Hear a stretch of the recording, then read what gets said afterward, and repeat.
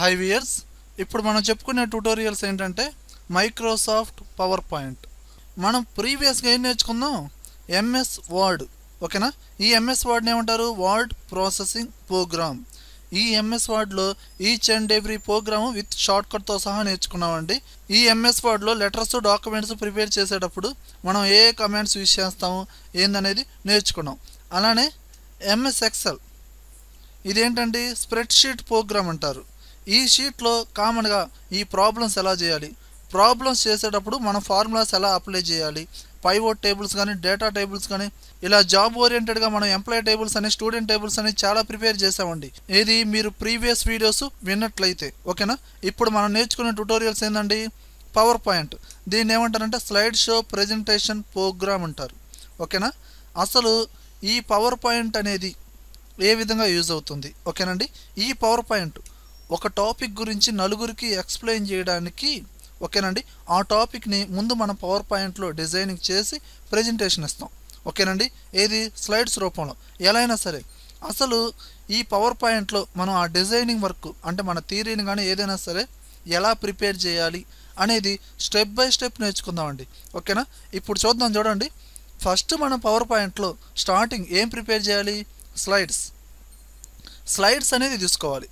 ఈ స్లైడ్లో test places అనేది తీసుకోవాలి. అంటే మనం మ్యాటర్ ఏదో టైప్ చేయాలి కదా, సింగిల్ వర్డ్స్ కావచ్చు, మల్టిపుల్ వర్డ్స్ కావచ్చు, అలా టెస్ట్ ప్లేసెస్ తీసుకోవాలి. అలానే అదే స్లైడ్లో pictures, shapes, word art, videos, audios మనకు కావాల్సినట్టుగా ఇన్సర్ట్ చేసుకోవాలి.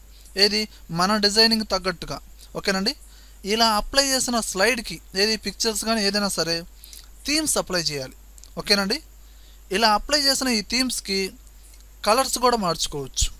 ఓకేనండి, ఇలా మనం ఒక స్లైడ్కి టెస్ట్ ప్లేసెస్, పిక్చర్స్ ఏదైనా ఇచ్చుకోవచ్చు, థీమ్స్ అప్లై చేయొచ్చు, అలానే బ్యాక్గ్రౌండ్ స్టైల్స్ కూడా మార్చవచ్చు. ఓకేనండి, ఏది ఈ విధంగా.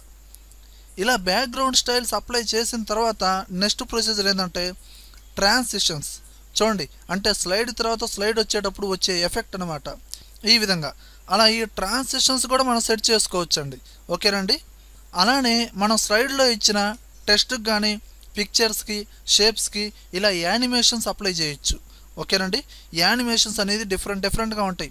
ఎంట్రన్స్ ఎఫెక్ట్లు, ఎంపాసిస్ అని, మోషన్ పాత్, ఎగ్జిట్ అని ఇలా చాలా యానిమేషన్స్ ఉంటాయండి. అవి మొత్తం అప్లై చేయొచ్చు. ఒక పిక్చర్కి కావచ్చు, ఒక షేప్కి కావచ్చు, ఒక వర్డ్ ఆర్ట్ కావచ్చు, ఒక టెక్స్ట్ కావచ్చు. వీడియోస్కి, ఆడియోస్కి అప్లై చేయమండి.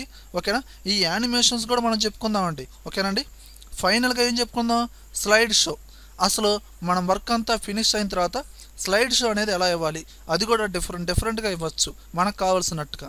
ఓకేనండి, ఈ విధంగా స్టెప్ బై స్టెప్ నేర్చుకుందాం. చూడండి, అసలు మనం నేర్చుకున్న టాపిక్స్ ఏంటంటే క్లియర్గా చెప్పాలంటే స్టార్టింగ్ స్లైడ్స్, దాని తర్వాత లేఅవుట్, ఆ స్లైడ్లో మన టెస్ట్ ప్లేసెస్ అనమాట, దాని తర్వాత థీమ్స్ అండ్ బ్యాక్గ్రౌండ్ స్టైల్స్, దాని తర్వాత ట్రాన్సిషన్స్, తర్వాత యానిమేషన్స్, ఫైనల్లీ స్లైడ్ షో.